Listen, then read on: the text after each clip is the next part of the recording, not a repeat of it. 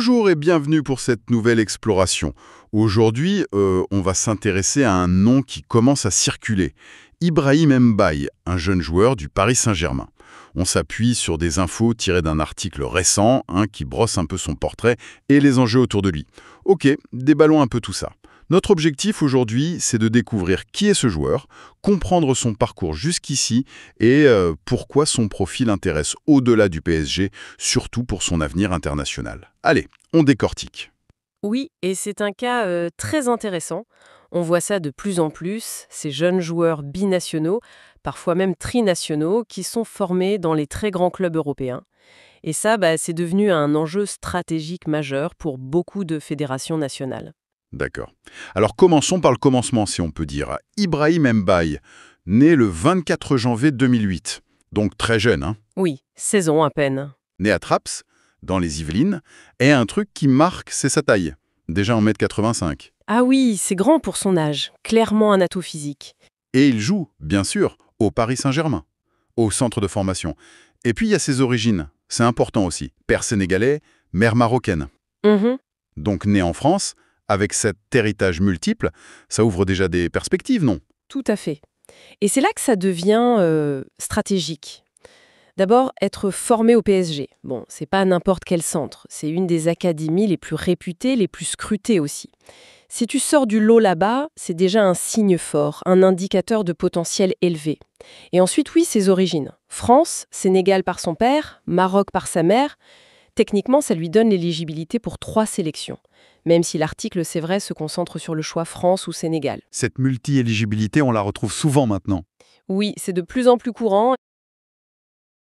Et ça complexifie un peu la donne, pour tout le monde, le joueur, les fédérations. Et ce n'est pas juste un potentiel sur le papier, Ibrahim Mbaye.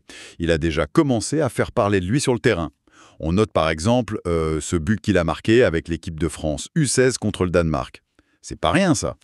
Non, marqué en sélection jeune, même en amical, ça compte. Ça montre qu'il performe aussi sous le maillot bleu, qu'il répond présent à ce niveau international. Et plus récemment, il a été convoqué avec les U18 pour un tournoi international. Ça confirme qu'il gravit les échelons en équipe de France jeune. Exactement, c'est ça. Et ces étapes, ce ne sont pas juste des lignes sur un CV. Les sélections répétées en U16, U18, ça veut dire que la DTN, la Direction technique nationale française, l'a à l'œil. Il est identifié, il est suivi, il fait partie de l'élite de sa génération en France. C'est une forme de validation. Une reconnaissance officielle en quelque sorte. Oui. Et les buts décisifs en U19 au PSG, pour moi, c'est peut-être encore plus révélateur à ce stade. Jouer en U19 à Paris, c'est déjà un environnement hyper compétitif. Y être décisif, marquer des buts qui comptent vraiment, ça montre quoi? Ça montre du talent, bien sûr, mais aussi du caractère, une certaine maturité mentale. Une capacité à gérer la pression. Voilà. La capacité à influencer le jeu, à prendre ses responsabilités quand ça compte. Et c'est ça que recherchent les recruteurs, les sélectionneurs pour le très haut niveau. Pas juste des bons joueurs, mais des joueurs qui font gagner. J'imagine la pression quand même. Avoir à peine 16 ans, jouer dans un club comme Paris, être déjà international jeune. Comment on gère ça en général? C'est tout le défi de cette période, la post-formation. Le PSG, c'est une chance incroyable, mais c'est aussi une pression énorme. La médiatisation arrive vite, la concurrence est mondiale, les attentes sont démesurées. Certains y arrivent, d'autres craquent ou stagnent. L'entourage doit être clé. Ah oui, l'encadrement du club, bien sûr, mais aussi la famille, les conseillers. C'est crucial pour aider le jeune à naviguer cette période très délicate. Il faut être mature très tôt. Et cette maturité, elle va être mise à l'épreuve sur un autre front, Justin. Le choix de la sélection nationale. Parce que, même s'il joue pour la France en jeune, son père est sénégalais. Donc il est parfaitement éligible pour jouer pour le Sénégal, les Lions de la Teranga. C'est ça. Et les sélections en jeunes pour la France ne le bloquent pas définitivement. Il peut toujours changer tant qu'il n'a pas joué en match officiel avec l'équipe A française. Et d'ailleurs, la source qu'on a le dit clairement. Il est vu comme un espoir important pour le foot sénégalais. On comprend pourquoi. Un attaquant grand, puissant, technique, formé dans une des meilleures académies du monde, c'est un profil en or pour une sélection comme le Sénégal. Tout à fait. Ce choix, France ou Sénégal, quand il devra le faire, ce sera un moment décisif pour sa carrière. Absolument. Et là, on touche au cœur de la stratégie des fédérations. Pour le Sénégal, attirer un joueur comme Mbaye, c'est quoi? C'est une opportunité énorme. Pourquoi? Parce que ça leur permet de bénéficier, indirectement, de l'excellence de la formation française et parisienne sans en avoir supporté les coûts initiaux. C'est une sorte d'optimisation, si on veut. Une façon d'intégrer un talent déjà poli, en quelque sorte. Exactement. Et ce n'est pas un cas isolé, loin de là. C'est une tendance de fond dans le foot mondial. Beaucoup de fédérations, notamment africaines, ont mis en place des systèmes de détection très performants pour repérer très tôt ces jeunes binationaux en Europe. Ah oui. Oui, oui, pour établir un contact, leur présenter un projet qui soit séduisant, c'est devenu une part essentielle de leur stratégie de développement. L'article dit que le Sénégal pourrait activer ou suivre de près ce dossier. Ça veut dire quoi concrètement, activer un dossier comme ça? Suivre de près, ça veut dire d'abord observer. Observer ses matchs, sa progression, son évolution physique, technique. Activer, ça passe à une phase plus proactive. Ça peut impliquer ce qu'on appelle parfois la diplomatie sportive. C'est-à-dire? C'est-à-dire établir des contacts, discrètement au début, souvent, avec le joueur lui-même, bien sûr, mais aussi, et c'est fondamental, avec son entourage proche, la famille, les conseillers. Il faut créer une relation de confiance, lui présenter un projet sportif solide, quel rôle il pourra avoir dans l'équipe nationale, quelle place on lui imagine. Montrer qu'il y a un vrai plan pour lui. Voilà. Parfois, on fait intervenir des anciennes gloires du pays pour créer un lien affectif, un sentiment d'appartenance. Il faut aussi rassurer sur l'organisation, montrer que la fédération est sérieuse, ambitieuse.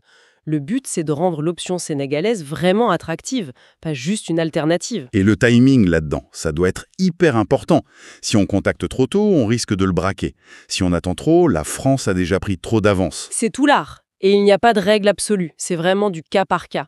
Certaines fédérations attendent que le joueur soit plus proche du monde pro, qu'il ait plus de certitude sur sa carrière.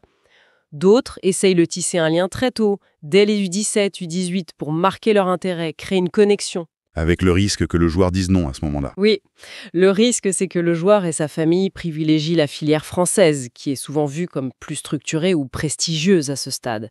Ça dépend beaucoup de la personnalité du jeune, de l'influence familiale et du lien réel qu'il a avec son pays d'origine. Est-ce qu'il y va souvent?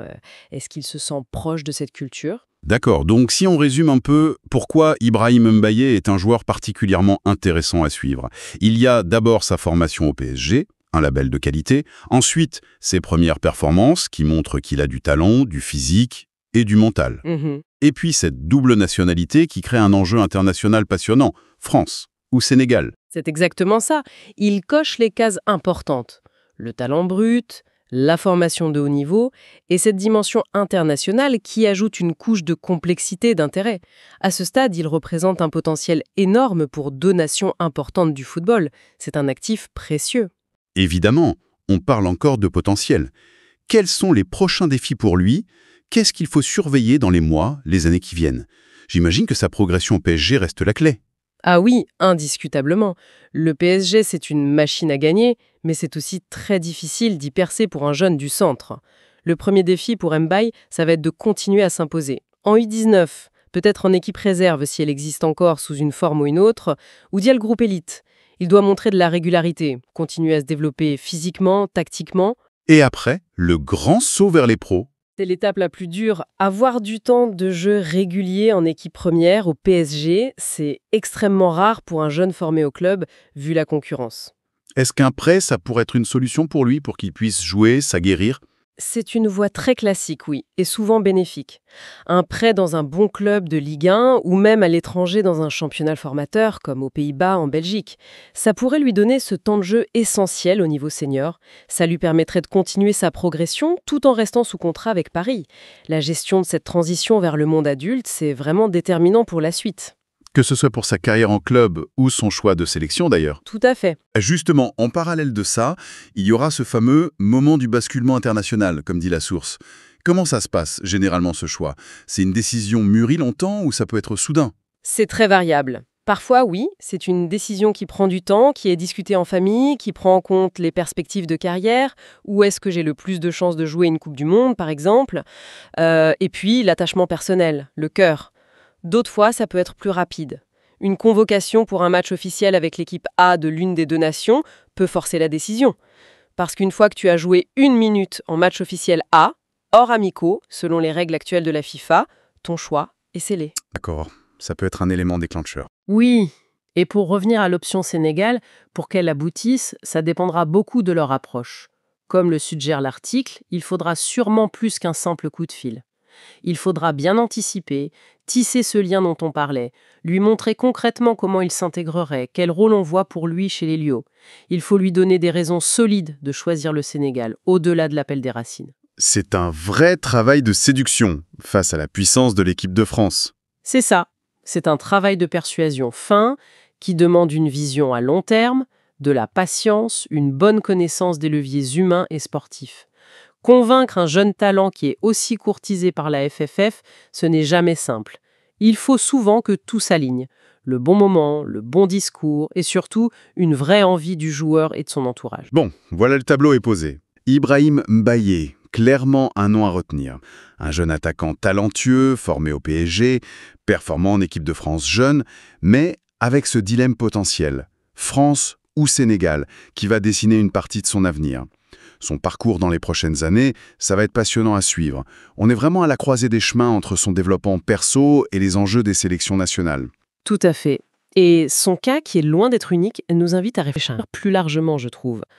Comment ces jeunes athlètes, qui grandissent souvent dans une culture, mais sont liés par leurs origines à une autre, comment ils gèrent cette dualité ?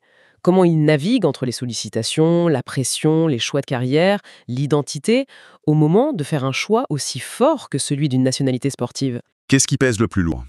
La raison, le cœur, la famille? Exactement. C'est une illustration très actuelle de la complexité de l'identité et de la mondialisation dans le sport de haut niveau. C'est une histoire à méditer, au-delà du Kambaye lui-même.